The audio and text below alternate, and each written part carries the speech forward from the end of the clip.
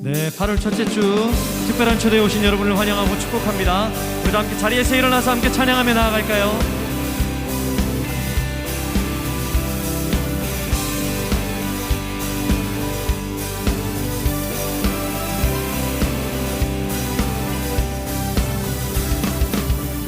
전능하신 주 놀라운 사랑 죄와 사망을 물리치셨네. 영광의 주님 만왕의 왕 예수,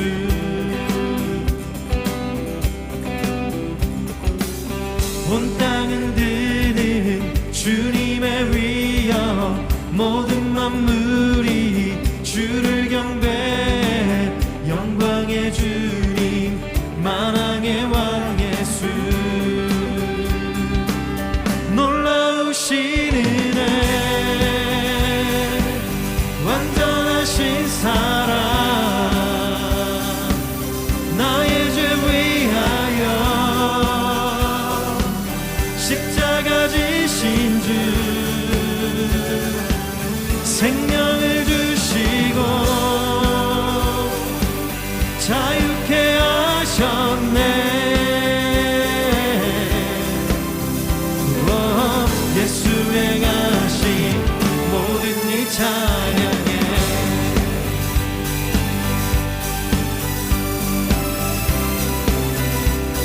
자, 우리 다시 한 번 더 찬양합시다. 모든 만물을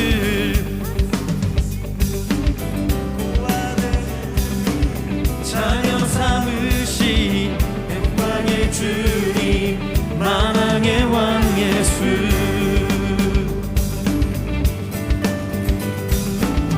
공의와 진리로 다스리시며 태양보다 더 밝게 빛나는 영광의 주님 만왕의 왕 예수, 놀라우신 은혜 완전하신 사랑, 나의 죄 위하여 십자가 지신 주, 생명을 주시고 자유케 하셨네.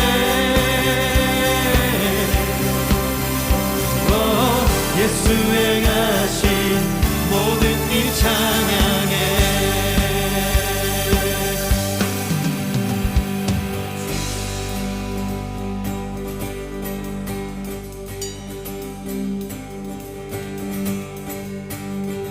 죽임당한 그 어린 양, 승리하신 왕 그 이름 예수, 죽임당한 그 어린 양, 승리하신 왕 그 이름 예수, 죽임당하신 어린 양, 승리하신 왕 그 이름 예수, 죽임당한 그 어린 양,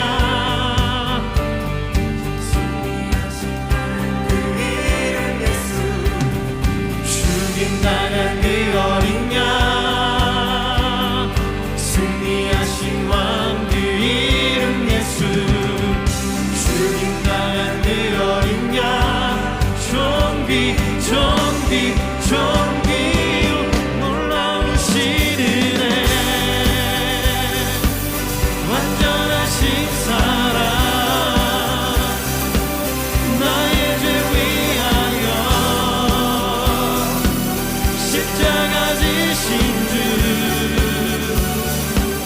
생명을 주시고 자유케 하셨네.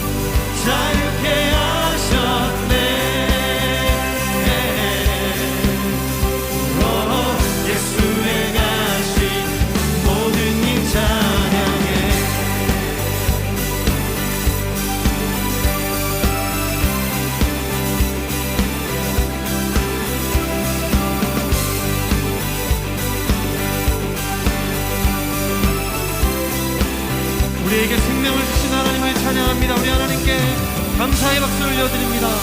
생명을 주신 주님, 영원하신 하나님을 찬양합니다. 아멘. 함께 자리에 앉아서 계속해서 찬양하며 나아가겠습니다.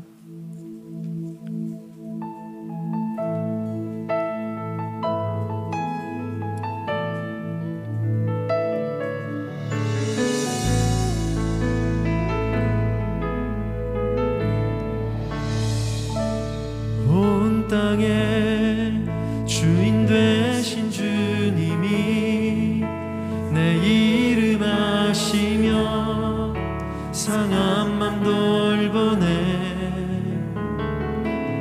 어둠을 밝히시는 새벽별 방황하는 내 맘 주의 길 비추시네. 나로 인함이 아닌 주가 행하신 일로 나의 행함이 아닌 오직 주로 인하여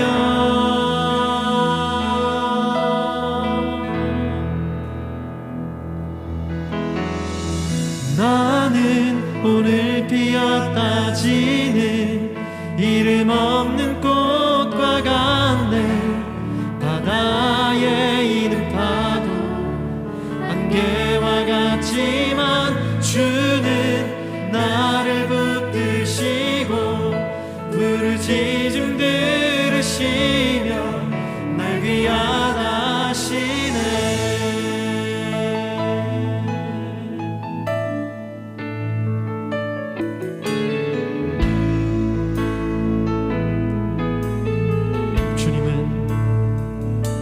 주님은 나의 죄를 보시고 사랑의 눈으로 날 일으키시네.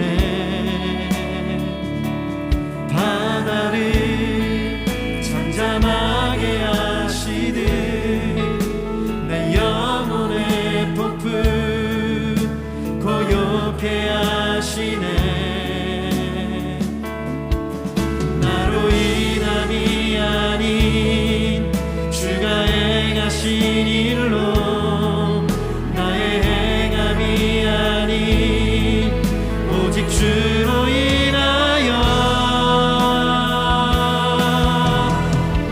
나는 오늘 피었다 지는 이름 없는 꽃과 같네.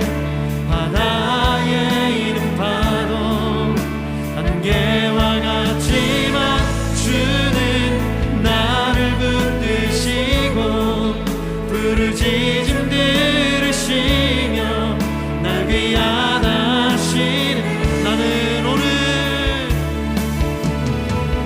나는 오늘 피었다 지는 이름 없는 꽃과 같네.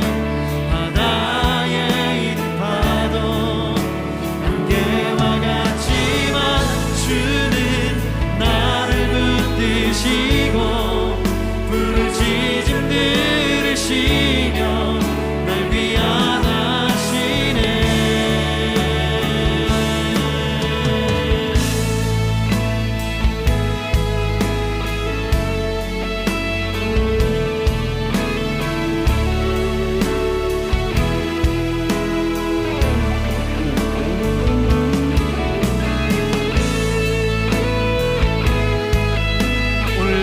계신 하나님께서 우리를 귀하게 여기십니다. 주님이 주님의 이름으로 우리를 축복하시는 줄 믿습니다. 우리를 함께 찬양합시다. 나는 오늘 피었다 지는 나는 오늘 피었다 지는 이름 없는 꽃과 같네. 바다에 있는 파도 안개와 같지만 주는 나를 붙드시고 부르짖음 들으시며 날 귀하다 하시네. 나는 오늘 피었다 지는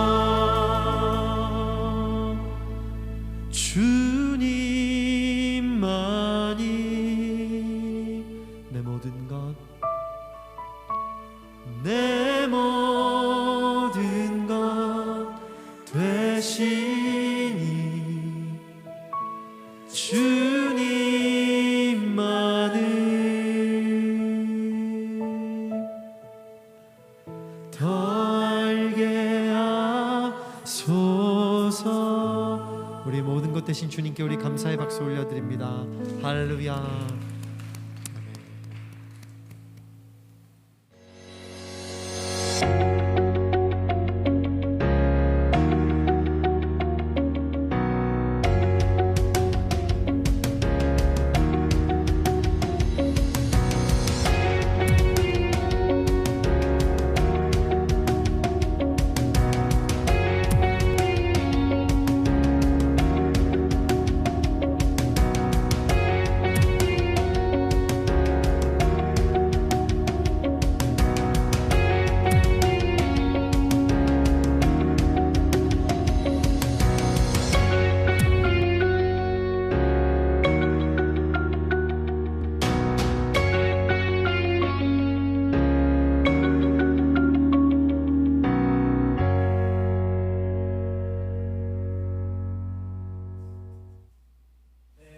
반갑습니다. 특별한 초대 8월 첫째 주에 오신 여러분을 주님의 이름으로 축복하고 환영합니다.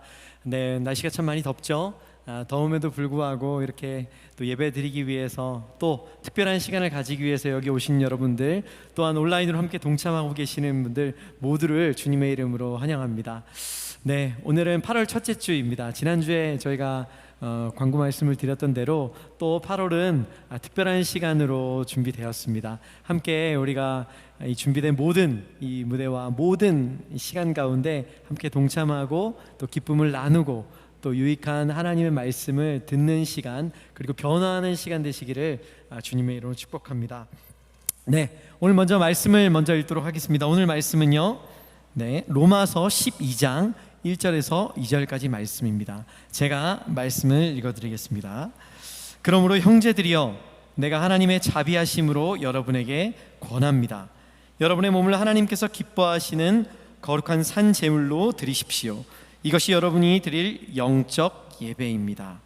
여러분은 이 세대를 본받지 말고 오직 마음을 새롭게 함으로 변화를 받아 하나님의 선하시고 기뻐하시고 온전하신 뜻이 무엇인지 분별하도록 하십시오. 아멘. 네, 저희가 이제 말씀을 읽었는데요, 8월 첫째 주는 저희가 주제를 정할 때 슬기로운 복음생활이라고 저희가 타이틀을 잡았습니다. 어디서 많이 들어보셨죠? 그러나 우리가 아는 그것과는 조금 다르게 슬기로운 복음생활, 복음은 굿뉴스잖아요. 하나님의 좋은 소식을 들려드리고 우리가 그것을 받는 시간이 되겠습니다. 슬기로운 복음생활, 오늘 첫 번째 주 투자, 저희가 투자라고 제목을 지어봤습니다. 투자하시면 여러분 무슨 생각이 드시나요? 투자? 뭔가 궁금하기도 하고 또 뭔가 의문점이 생기기도 하는 그런 단어입니다. 사실 교회에서는 이런 단어가 조금 생소할 수도 있겠죠. 하지만 투자, 어떤 투자의 시간이 우리를 또 기다리고 있는지 오늘 또 귀한 강사분을 모셨습니다. 오늘 귀한 강사분을 모셨는데, 오늘 귀한 강사분 제가 한번 소개해드리고 싶습니다. 투자에 관한 메시지를 나눠주실 강사분이십니다. 현재 키움에셋 플래너, 돈 걱정 없는 우리 집 지원센터 센터장으로 섬기고 계시고 전문 재무상담사이신 김의수 센터장이십니다. 우리 센터장님 잠깐 모실 텐데요, 우리 모실 때 우리 큰 박수로 우리 환영을 부탁드립니다.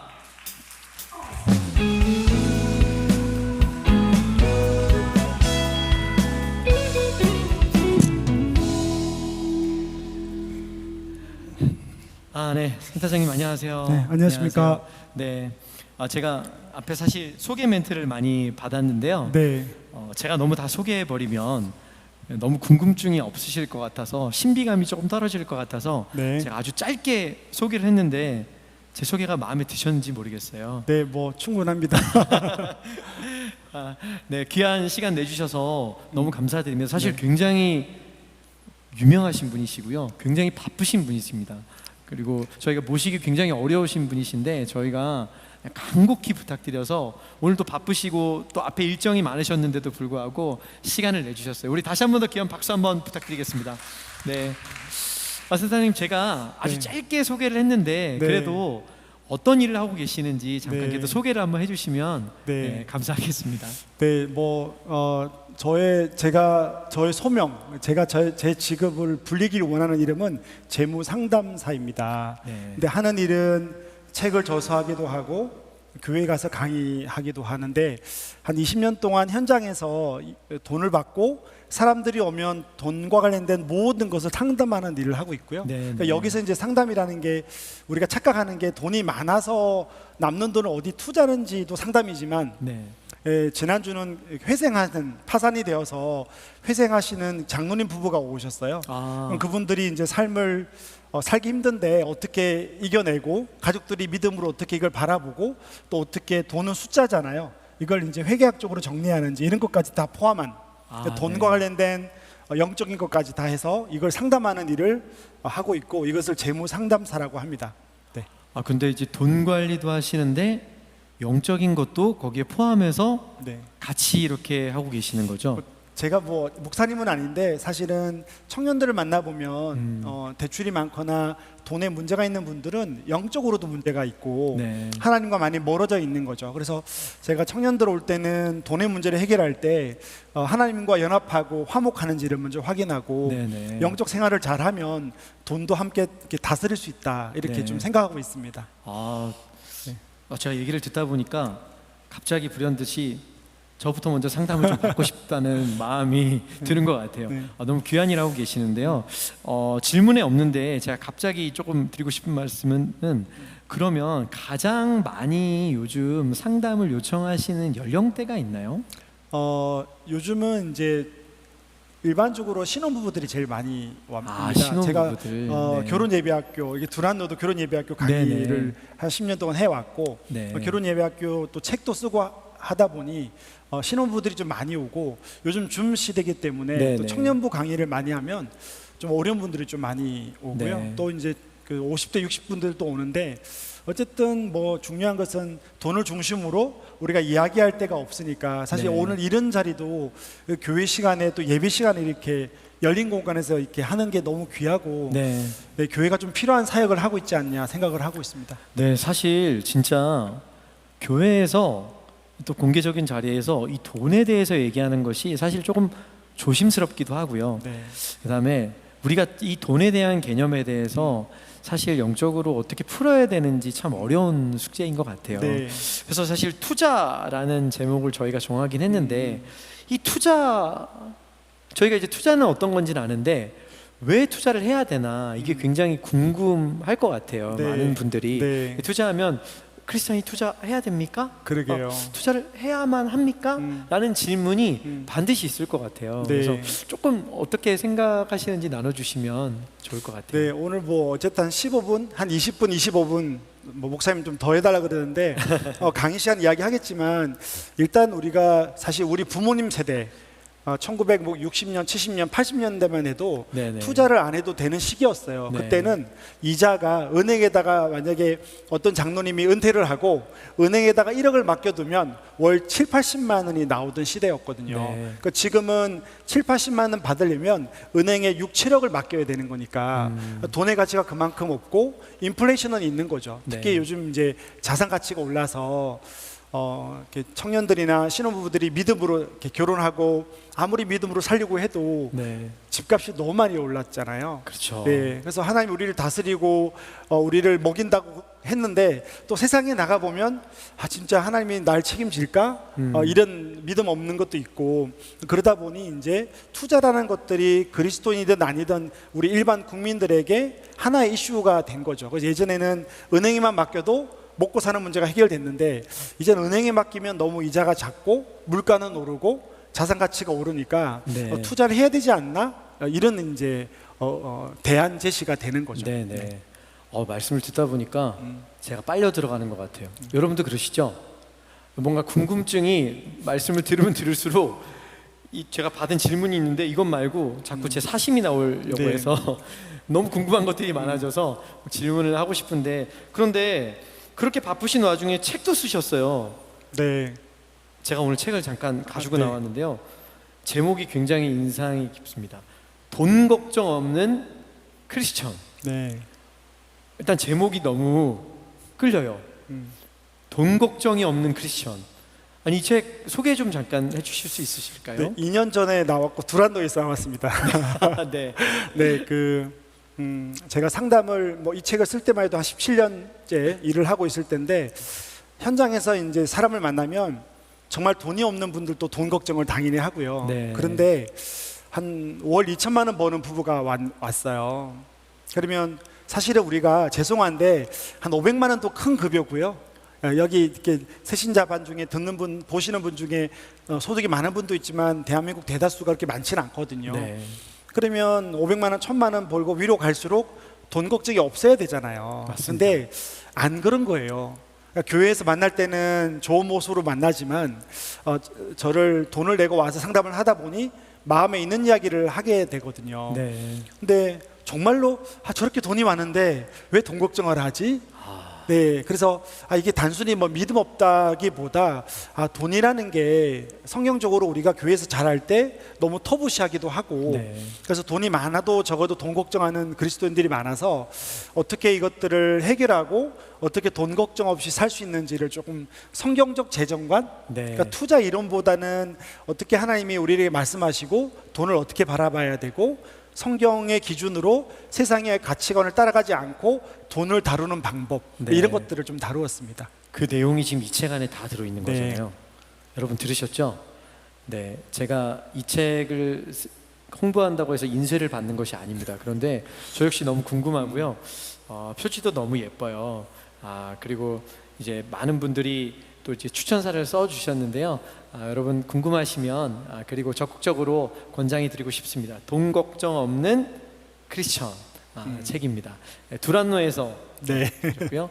저희 교회 서점에서도 판매를 하고 있고 또 인터넷으로도 구매가 가능합니다. 여러분 참고하시면 너무 좋은 책인다는 거 추천해 드리겠습니다.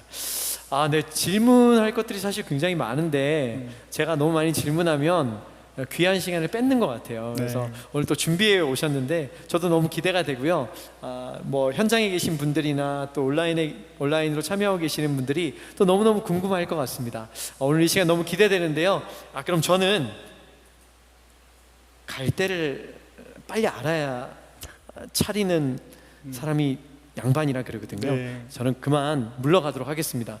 그럼 오늘 귀한 또 시간 또 전해주실 우리 김유수 센터장님께 우리 귀한 박수 다시 한번 더 부탁드리면서 저는 퇴장하도록 하겠습니다. 감사합니다.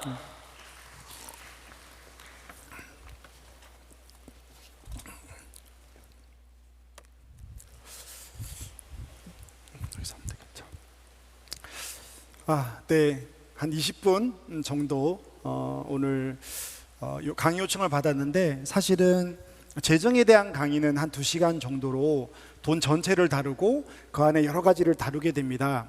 심지어 내 집 마련도 있는데 오늘은 교회에서 저에게 요청하기를 아예 대놓고 투자 이야기를 해달라고 해서 되게 좀 당황됐습니다. 특히 예배 시간에 슬기로운 재정 생활도 아니고 아예 그냥 투자 이야기를 하라고 해서 여러분들에게 한 20분 정도 오늘 어떤 종목을 고르고 어떤 투자를 해야 되는지 이런 어떤 방법론적인 것보다 그리스도인들이 어떻게 하나님의 방법으로 또 투자를 해야 되는지 안 해야 되는지 또 비트코인이나 암호화폐 주식 이런 것은 해도 되는지 안 해도 되는지 이런 것들을 한번 살펴보고자 합니다.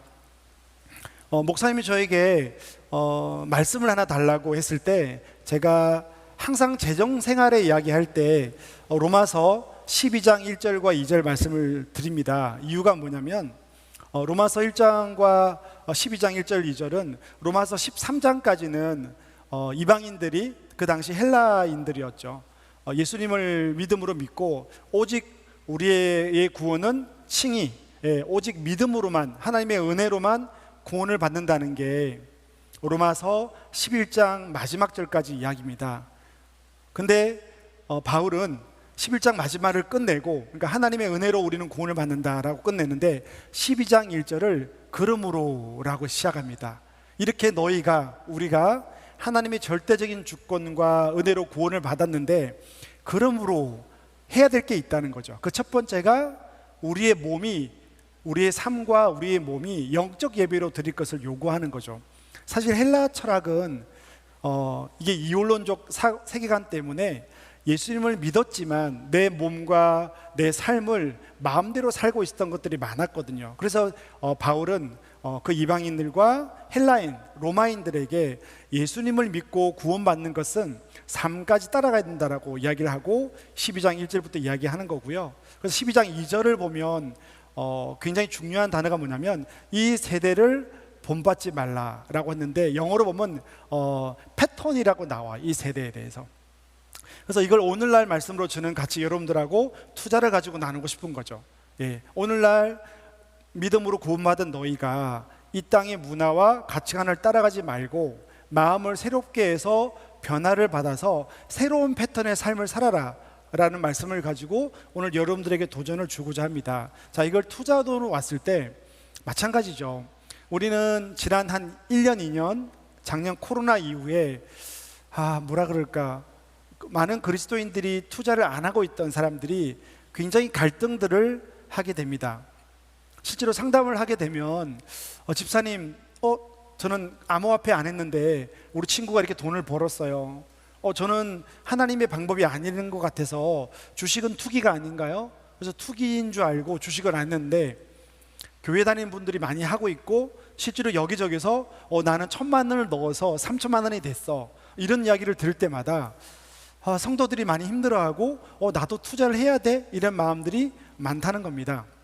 그래서 오늘 여러분들에게 이 투자에 대해서 어떻게 바라보고 또 그리스도인 입장에서 이 투자와 투기가 어떻게 다른지를 좀 생각하고 좀 봤으면 좋겠습니다. 제가 자료 화면들을 좀 가지고 왔는데 몇 가지 넘어가면서 하겠습니다. 여러분 보시면 이런 질문들이, 사실 이 질문은 제가 3년 전에 두란노에서 경제정리팀인가? 그래서 제가 전체적으로 한 3주 정도 강의를 할 때 받은 질문입니다. 제일 많이 받는 질문이 성경에서 말하는 그 불로소득이 뭡니까? 라고 물어보는 거죠. 그래서 주식이나 암호화폐 이런 것들이 건전한 투자가 아니고 불로소득이 아닌지를 많이 물어보고요.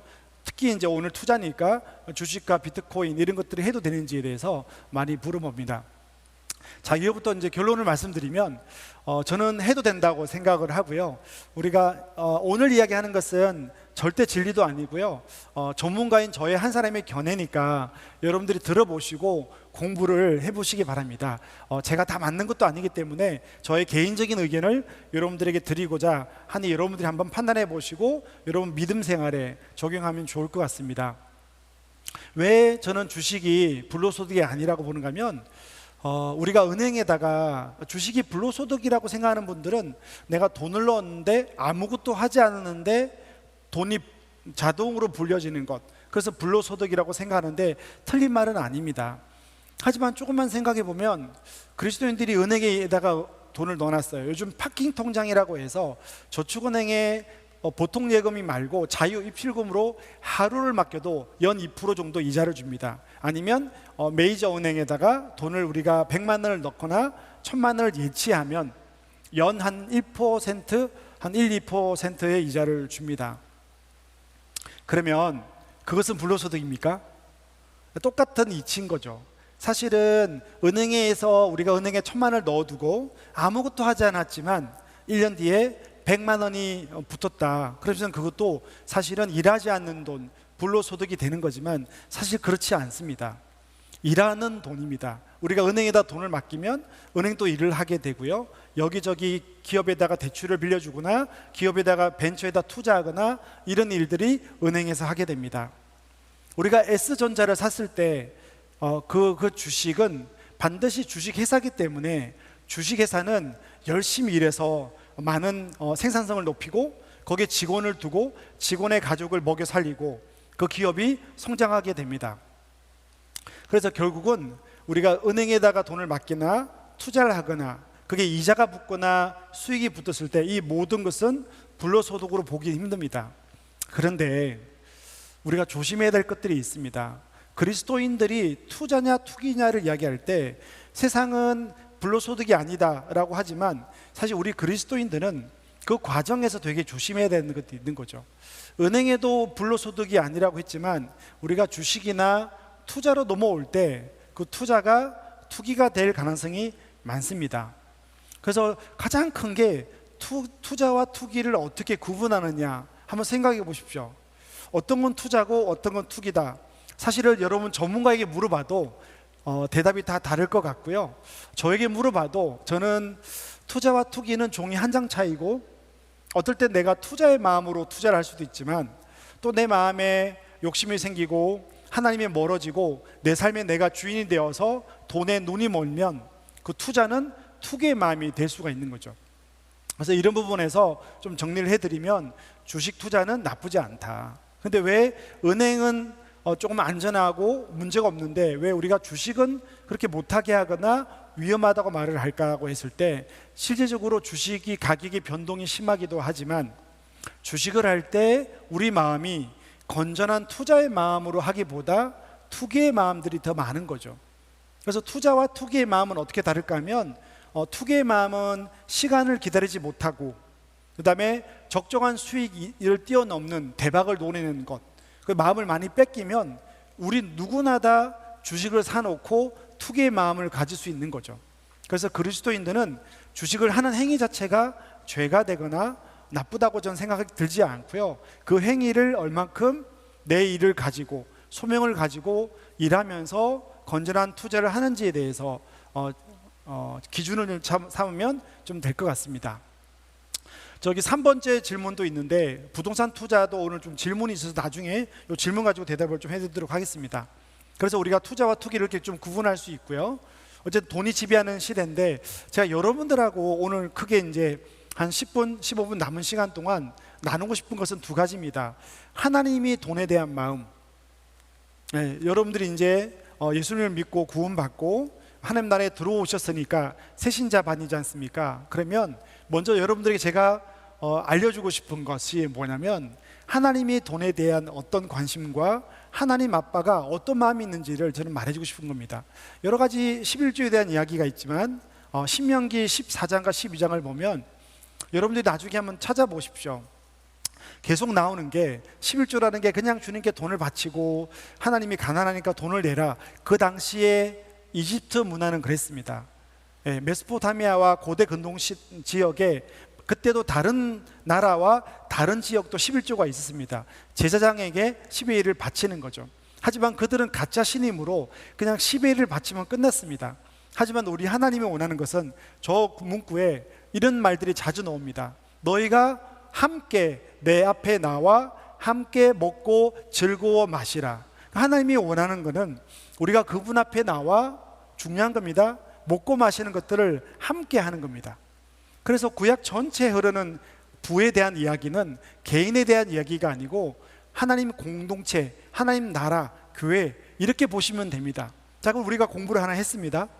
내가 앞으로 투자를 해서 돈을 벌던 뭘 하던 이 경제 행위는 우리 가족도 먹여 살려야 되겠지만 여유가 생기면 어떻게 해요?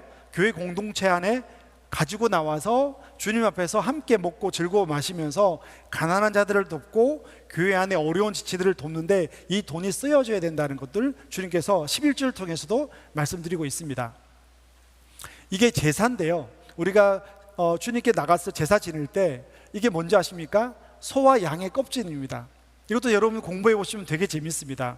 하나님이 우리의 제사를 받으실 때 주님이 받으시는 것은 껍질입니다.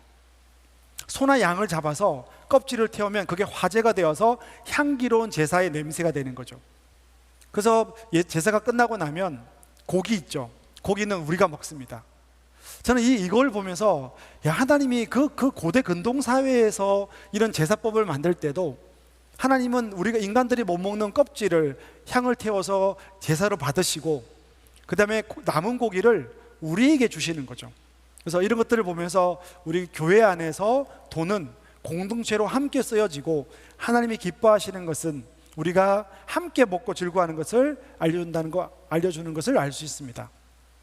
신명기 15장에 확실히 나옵니다. 신명기 15장을 보시면 4절 5절에 너희가 내 명령을 지켜 행하면 내가 너에게 복을 주는데 그 복이 뭔지 아십니까? 저는 늘 옛날부터 구약의 복은 부자가 되는 것, 내가 잘 되는 것, 땅을 기업으로 받는 거라고 생각했는데 말씀을 보니까 반드시 복을 주는데 그 복이 이 땅에 가난한 자가 없다는 게 복인 거예요. 그리고 또 11절에 뭐라고 말하는가 하면 그런데 이 땅에 가난이 끊이지 않을 거다. 그래서 너네들이 열심히 노동하고 수고해서 돈을 벌면 사람들을 위해서 써라. 이게 하나님의 마음인 거죠. 저도 딸을 3명 낳았는데 똑같습니다. 여러분 중에 저도 이제 50대 중반인데 아이들이 뭐 20대 중반 이렇게 넘어갔거든요. 그러면 아이들이 나중에 결혼했을 때 아이들이 2-3명 있다고 생각해 보십시오. 큰 딸이 부자가 되었는데 제가 셋째니까 3명이 있으니까 막내가 먹고 사는 게 힘들어요. 그럼 어떤 게 부모님 마음이겠습니까? 큰 딸이 잘 사는 것도 좋지만 막내에게 나누어져서 생존을 위해서는 힘들지 않도록 그게 아버지의 마음이다 이렇게 생각하면 되고요. 여러분들이 크리스천 재정의 가장 큰 돈은 투자를 해서 우리가 수익이 나든 뭘 하든지 간에 우리 가족이 먹고 살고 외에는 우리가 교회를 위해서 공동체를 위해서 흘러보낸다라고 생각을 하시면 될 것 같습니다. 자, 이제 본격적으로 남은 시간 동안 어떻게 투자할지에 대해서 조금 알려드리도록 하겠습니다.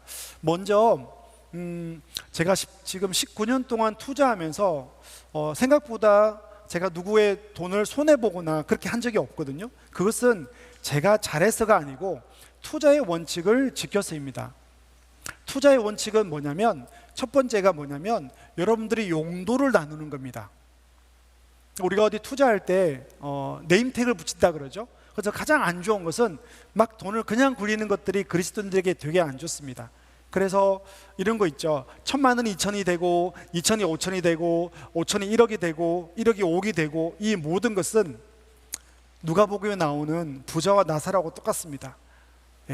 내가 나를 위하여서 집을 짓고 부자가 이렇게 자기를 위해서만 날마다 먹고 살다가 지옥 가는 거와 똑같이 우리가 돈을 막 굴리는 것은 안 됩니다.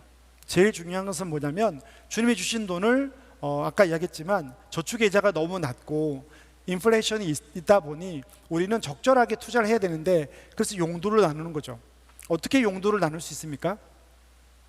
여러분 중에 만약에 엊그저께 신혼부부 예비 부부가 왔어요. 2년 뒤에 결혼할 생각인데 형제가 모은 3천만 원이 있었고요, 자매가 모은 1,000만 원이 있고요. 이들 예비 부부가 한 달에 이렇게 모으니까 한 달에 한 150만 원이 남는 거죠. 이걸 어디다가 투자할지를 몰라서 저에게 찾아온 거예요. 제가 답을 주는 건 투자를 못하게 했습니다. 2년 뒤에 결혼 예배를 드리고 하나님 나라 안에 가정의 예배와 몸과 마음이 하나가 되어서 연합하는 그 예배를 드리고 가정을 세워야 되는데 2년 뒤에 정시가 어떻게 될지 누가 압니까? 그래서 너무 단기는 투자하지 않고 돈이 이자가 작더라도 우리가 저축하는 게 맞습니다. 그래서 투자를 못하니까 그냥 가서 열심히 이 돈을 예금해 놓고 한 달에 150만 원을 정기 적금에 넣어라. 그리고 투자를 하지 마라 이렇게 이야기를 했거든요. 물론 5만 원, 10만 원으로 투자 공부는 하기로 했습니다. 무슨 말인가 하면 2년이면 단기라는 거죠. 이 단기는 투자하지 말자. 꼭 기억하십시오. 그래서 우리가 시간을 정할 때 용도가 정해지는 거죠. 이 예비부부에게는 용도는 2년 뒤에 결혼인 거죠. 제가 늦둥이가 올해 10살이 됐습니다. 둘째가 23살이고요. 늦둥이가 10살이고 제가 50대 중반이니까 걱정이 있겠죠. 늦둥이를 낳을 때부터 걱정이 있겠죠. 늦둥이가 대학을 갈 때쯤 되면 내가 65세가 되는데 그때 내가 일할 수 있을까? 이런 생각을 할 수 있죠. 그래서 지금 내가 돈이 벌리고 여유가 있을 때 늦둥이를 위해서 투자를 제가 6년 전부터 시작했습니다. 이미 한지가 한 5년째고요. 대학을 갈 때까지 10년이 남았죠. 그러면 제가 늦둥이의 대학 등록금을 위해서 투자하는 총 기간은 15년이 되는 거죠. 그럼 15년을 저는 저축하지 말라고 설명드리고 싶습니다. 왜? 인플레이션이 있고 대학 등록금 상승률이 연 4% 올라가거든요. 적금을 들면 1%밖에 안 되겠죠. 그러면 우리가 약간의 위험을 지더라도 투자 행위를 해야 되는 거죠. 이것은 투기의 마음이 아니라고 봅니다. 늦둥이를 사랑한 마음도 거기 있고요. 작은 돈이지만 30만 원입니다. 30만 원을 떼어서 15년간을 늦둥이의 대학 등록금을 위해서 용도를 세우고 그게 얼마가 됐던 은행 이자보다는 나을 거라는 믿음을 가지고 기업에 투자하는 거죠. 그리고 좀 잊어버리는 거죠. 그러면 시장이 수익을 낸다라고 저는 믿고 있습니다. 이런 것들이 다 용도를 정하는 거죠. 하나는 2년, 하나는 15년. 그래서 표를 보시면 5년 이내에 4년, 5년 이내에 쓸 돈들은 제가 볼 때는 투자하기는 어렵다. 그래서 투자보다는 목돈을 만드는 원금 보장이 되는 저축을 해라. 근데 용도별로 10년, 20년 뒤에 장기로 가는 것들은 우리가 투자를 할 수 있다는 거죠. 이런 용도를 정해서 우리가 투자를 하면 투기의 마음들이 조금 없어져요. 우리가 모두 죄인이기 때문에 사실은 우리가 투기의 마음인지 투자의 마음인지는 사실은 하나님 말고는 모르세요. 저도 여러분들에게 강의를 하고 제가 교회 안에서 수많은 간증을 했지만 저도 어떨 때 믿음이 없고 욕심이 생기면 나도 저런 투자를 해볼까? 나는 왜 비트코인 안 했을까? 이런 마음들이 생기는 거죠. 제가 청년들에게 암호화폐는 아직까지 하지 말라고 이야기해요. 왜냐하면 암호화폐는 24시간 오픈되어 있고요. 우리가 암호화폐, 비트코인이나 코인을 할 때 주의 문화가 너무 대박과 너무 큰 수익률을 노리고 그리고 변동이 너무 커요. 5월 달부터 지난달까지 코인이나 암호화폐가 40%가 떨어졌는데 요 근래 일주일간 또 20%가 올랐거든요. 사실은 이 변동은 우리 삶을 하나님께 집중하게 하기 힘들고 우리 일에 집중하게 힘들게 만들어요. 그래서 저는 개인적으로 아직까지 암호화폐를 물물 교환이나 화폐 가치로 쓰기는 힘들다. 블록체인은 되게 좋은 의미지만 아직 그것을 다루는 투자 문화가 성숙하지 못했고 투기의 마음이 크다라고 해서 좀 여러분들에게 암호화폐와 비트코인, 코인은 조금 그리스도인들에게는 제가 권유하고 있지는 않습니다. 그래서 우리가 주식을 하건 투자를 하건 우리가 할 때 용도를 정하고 기간을 나누는 거죠. 요것만 해도 여러분들이 실패하지 않을걸요. 여러분들이 이제 집에 가셔서 집에서 생각해 보는 거죠. 투자 공부를 하고 유튜브에 요즘 너무 많은 경제 유튜브가 있는데 굉장히 자극적입니다. 3천만 원으로 30번 이야기, 1억으로 70번 이야기. 사실은 그걸 보는 순간 나도 그렇게 되고 싶은 거죠. 근데 불가능합니다. 어떻게 1억으로 70억을 법니까? 그런 것들이 건전하지도 않고 그런 분들은 그렇게 했지만 우리 모두가 그렇게 하기는 힘듭니다. 그래서 건전한 투자를 하려면 삶을 정하고 돈의 용도를 정하고 용도에 따른 기간을 정하면 할 수 있을 것 같습니다. 이게 삼성전자 주식인데요. 이건 카카오 주식입니다. 한번 보십시오. 이렇게 좀 카카오 날리지 않습니까? 그런데 여러분 앞에 보이는 포스코 2007년도에 90만 원 했고요. 10년 전에 40만 원인데 지금 더 떨어졌습니다. 무슨 말을 하고 싶은가 하면 생각보다 어렵다는 거예요. 요즘 카카오가 오르고 난리를 치지만 실제로 10년 전에 똑같았던 거죠. 2007년도에 워런 버핏이 포스코를 주식을 매입하고 나서 포스코 주가가 90만 원까지 올랐습니다. 그리고 지금 34만 원밖에 안 됩니다. 14년이 지났습니다. 주식을 사서 10년 묶어두면 무조건 돈이 된다는 것도 되게 어려운 이야기입니다. 왜? 10년마다 트렌드가 바뀌고 경제 전체 흐름이 바뀌기 때문입니다. 그래서 주식이 굉장히 어렵습니다. 그래서 주식이 나쁘지 않지만 그만큼 저는 여러분들에게 어렵다는 것들을 이야기해 주고 싶습니다. 지금 나오는 것들은 10년 동안 다 오르지 않는 종목들입니다. 하지만 우리는 이 종목을 10년 지나야 알 수 있는 거죠. 그래서 제가 여러분들에게 드리는 한국전력은 더 심하죠. 20년 동안 오르지 않았거든요. 그만큼 속지 마십시오.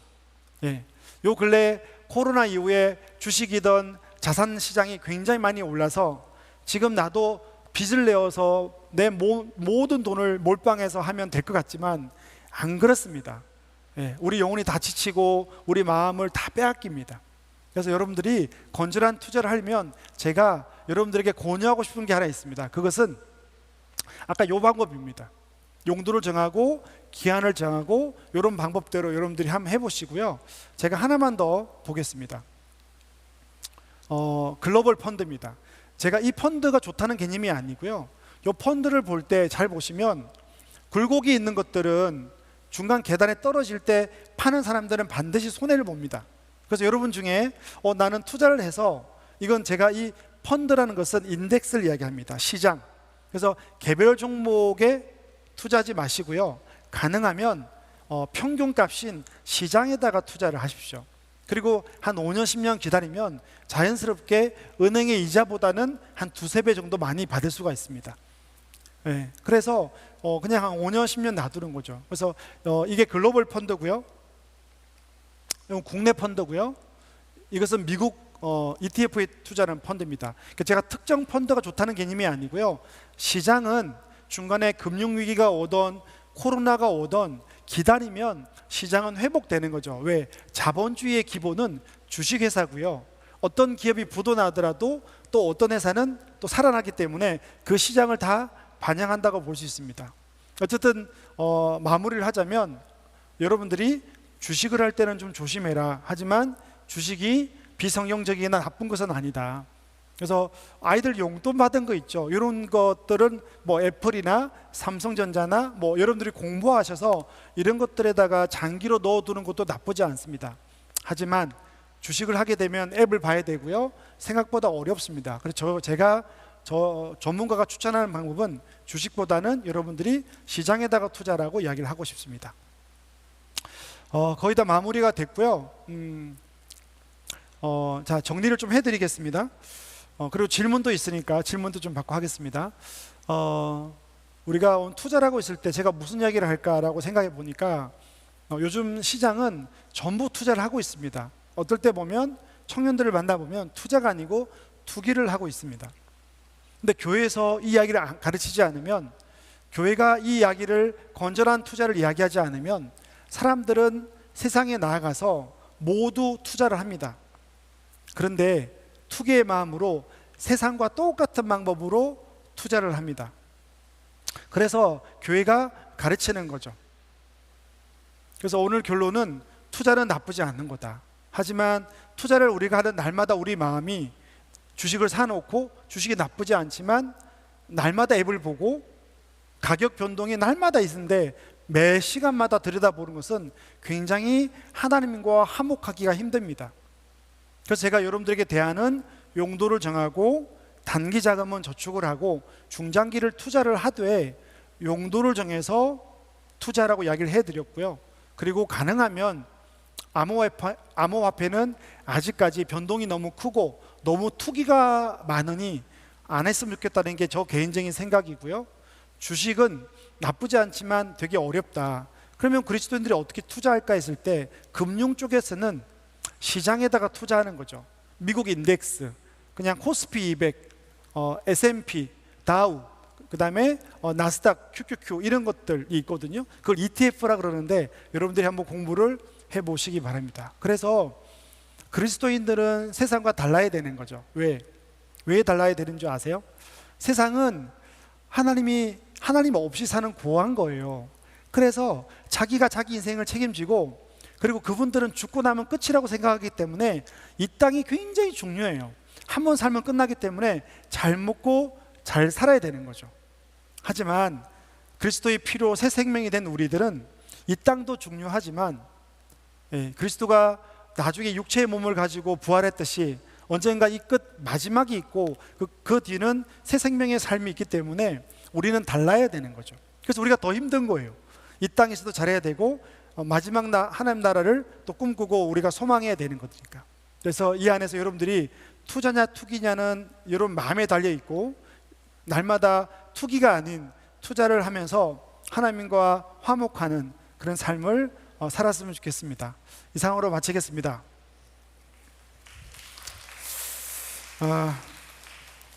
그리고 또 두 가지 질문이 있는데요. 되게 이 질문을 하신 분이 되게 고민을 많이 하고 투자를 아는 것 같아요. 그리고 되게 이런 질문들을 되게 굉장히 좋아합니다. 질문 첫 번째를 보겠습니다. 저는 주식은 손대지 말자라는 신념을 가지고 있습니다. 근데 안 믿는 사람들 등 주위에 주식으로 돈 버는 사람들이 있어서 투자해서 좋은 일에 쓰면 되지 않을까 생각을 하게 되더라고요. 크리스천이 주식이나 비트코인 등 투자하는 것이 바람직한 것인지 궁금하고, 부동산 투자로 1가구 2주택 이상 가져도 성경적으로 옳지 못한 행동이 아닌지 궁금합니다. 주님은 머리 둘 곳이 없은데 투자하여 수익을 좋은 일에 쓰는 것은 어떤가요? 굉장히 이 질문은 좋은데 우리가 죄인이기 때문에 굉장히 조심해야 됩니다. 무슨 말인가 하면, 하나님 입장에서 볼 때는 투자를 해서 수익을 많이 내서 가난한 자와 어려운 이웃들을 돕는 것은 좋은데, 하나님이 원하는 것은 그것보다 내가 하나님과의 삶을 어떻게 사는지를 더 관심 가질 것 같습니다. 내가 이 땅의 주인이고 그거 내가 할 거니까 네가 나와의 어떤 시간을 다 끊고, 네가 예배도 못 드리고, 너가 예배자로 잘 살지 못하고 온통 투자와 투기의 마음을 다 빼앗겨서 그렇게 하루를 산다면, 그렇게 난 수익으로 가난한 이웃들과 남들을 돕는 것은 나에게 영광이 되지 않아. 그거는 세상에 다른 사람들도 할 수 있어 라고 주님이 말할 것 같아요. 그래서 미가서에서 내가 천천의 수양과 1만의 양을 가지고도 주님께 예배 드릴 때 주님이 그 예배를 받지 않는다고 했던 것은 내 삶이 중요하다. 내가 인자를 사랑하고 하나님과 그게 동행하는 것들을 원하시는 거죠. 그래서 투자를 해서 여기 수익을 이웃들에게 나누는 것은 좋은 행위지만, 투자 자체를 통해서 내가 하나님과 멀어지고 내 삶의 균형이 끊어진다면 아예 안 하는 것이 낫다라는 생각이 좀 들고요. 하지만 이런 태도는 되게 바람직합니다. 그리고 이제 주택 이야기로는 제가 못했는데, 저는 지극히 개인적으로 그리스도인들이 1가구 1주택을 하는 게 좋지 않겠냐고 이야기를 하는 편입니다. 우리나라에 집이 없이 힘든 사람이 너무 많은데, 내가 만약에 돈이 많다고 집을 서너 개씩 갖고 있으면 우리 교회 안에 집 없는 사람이 너무 힘들 것 같아요. 그래서 저는 개인적으로는 내 집을, 오를 집을 사고 또 내가 필요하면 팔고 교육 때문에 집을 옮기고 이런 것들을 얼마나 자유롭게 할 수 있고요, 몇십억 집을 살 수 있다고 봅니다. 대출을 받았더라도요. 하지만 내가 집이 있는데 순수하게 부동산으로 갭 투자로 전세를 끼고 사고 팔고 해서 하는 것들은 내가 성경에서 봤던 그 하나님의 마음에 적합하지는 않는 것 같습니다. 질문 하나 더 하고 마치겠습니다. 주식, 부동산 투자 등으로 돈을 벌었다면 수익금을 어떻게 사용하는 것이 성경적일까요? 그리고 나를 위해 저축하거나 투자하는 비율과 타인과 지체들을 위해서 사용하는 비율이 어느 정도면 좋을까요? 주식과 투자로 돈을 벌었는데 수익금을 만약에 이웃과 가난한 사람들과 공동체 지체들을 위해서 주는 것은 굉장히 좋은 일입니다. 아까 첫 번째 이야기했지만 그 일을 동참하기 전에 자기 점검들과 균형과 자기 삶을 계속 돌아봐야 되는 거고요. 이게 목적이 될 수가 있거든요. 그래서 저는 여러분들에게 이 질문하신 지체에게 팁을 드리겠습니다. 어떻게 하는가 하면, 우리가 죄인이기 때문에 제가 그렇게 많이 하는 편이고요. 여러분들이 두 가지를 만들어 보십시오. 하나는 희년 통장을 만드는 겁니다. 희년 통장은 교회 안에 가난한 사람들이나 어려운 분들을 위해서 주기도 하고요, 무이자로 빌려주기도 합니다. 그게 희년 통장입니다. 또 하나는 제가 똑같이 하는 방법입니다. 여러분들이 1,000만 원을 투자해 보십시오. 여윳돈 중에서. 그리고 한 3년, 5년, 10년 가면서 만약에 1,000만 원을 투자했는데 마음을 뺏기지 않고요, 한 5년 뒤에 200만 원이 생겼어요. 그러면 기도하십시오. 그리고 미리 돈을 떼놓아야 됩니다. 선행 통장, 섬김 통장, 섬김 투자 통장 이렇게 만들어 놓는 거죠. 그래서 100만 원, 1,000만 원을 넣어두고 그 돈이 수익이 날 때마다 기도해 보십시오. 하나님이 여러분들에게 그 돈이 필요한 것을 보여주십니다. 그러면 그때 이 200만 원을 그 지체들과 하나님 나라를 위해서 쓰면 되는 거죠. 또 1,000만 원을 또 투자하고요. 그래서 우리가 우리 재산 모두를 막 주거나 균형 없게, 규모 없게 하지 말고요, 누구를 섬길 때는 우선 내가 내 삶을 위해서도 준비하고 일정 부분 떼놓는 거죠.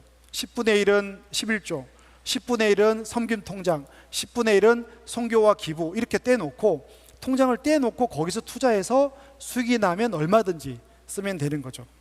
이렇게 우리가 쓰면 하나님이 기뻐할 것 같아요. 그래서 우리가 누구를 돕는 것은 좋지만 그 과정에서 우리 마음이 뺏기거나 불법이 있거나 사람을 아프게 하거나 하나님 나라의 방법에 맞지 않다면, 우리가 아무리 많은 돈을 벌어서 다른 사람을 도와도 저는 하나님 나라의 방법에는 맞지 않다고 보지만, 여러분들이 적절하게 투자해서 이웃들을 섬기는 일은 적극적으로 권유하고 싶습니다.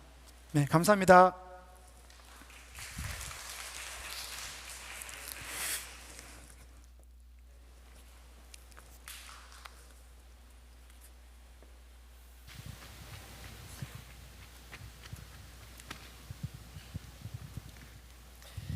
네, 귀한 강의 전해주셨는데요. 또 너무 바쁘신데 시간 내주시고 또 귀한 강의로 섬겨주셔서 감사합니다. 우리 다시 한 번 더 축복의 박수를 부탁드리겠습니다. 감사합니다.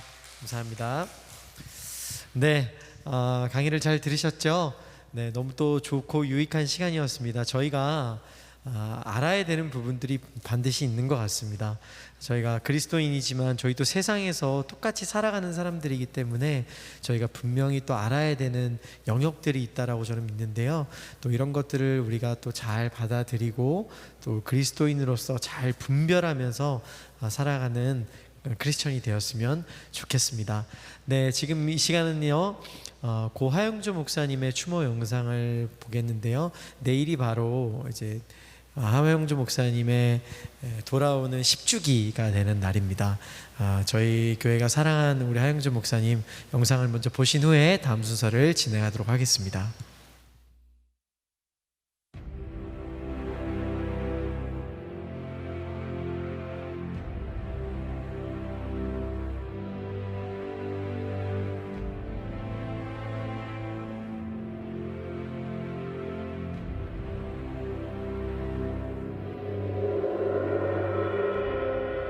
나는 사도행전의 원형을 다시 지키고 싶어요.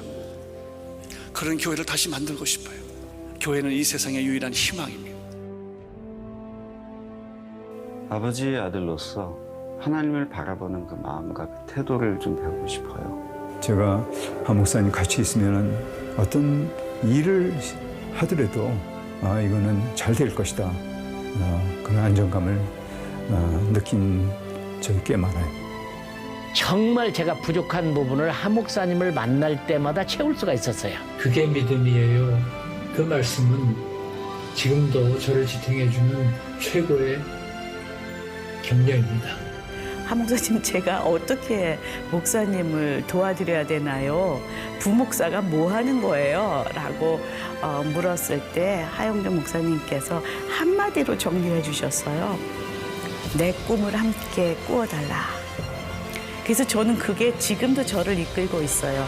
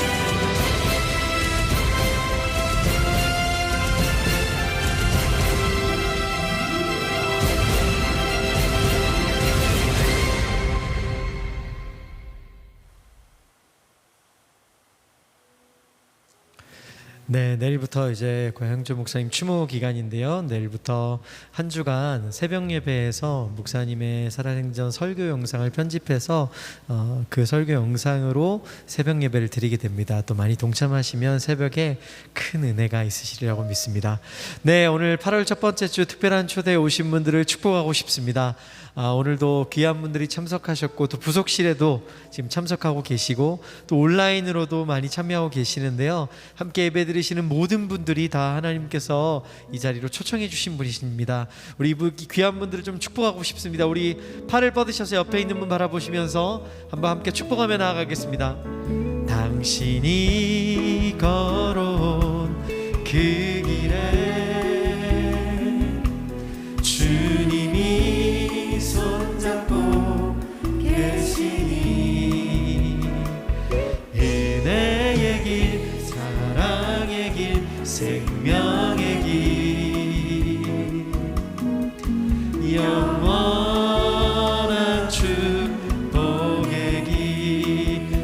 영광과 축복의 박수를 부탁드립니다. 네, 거리두기 4단계가 진행되면서 현재 지난주에 광고 드린 대로 각 홀에 19명씩만 현재는 예배 드릴 수 있습니다. 언제까지 될지는 모르겠지만 별도의 공지가 있을 때까지는 계속해서 이 인원으로 예배 드릴 예정이고요. 교회 예배 예약 시스템을 통해서 예약하셔서 오시면 되겠습니다. 네, 무더위가 계속됩니다. 여러분 건강 조심하시고 날마다 주님의 은혜 안에 머무시는 하루가 되시기를 또 기도하고 소망하겠습니다. 네, 오늘 저희가 준비한 8월 첫 번째 주 슬기로운 복음 생활 투자편은 오늘 여기까지입니다. 여러분 안녕히 돌아가시고 한 주간 말씀으로 승리하시는 한 주 되시길 축복합니다. 안녕히 돌아가십시오.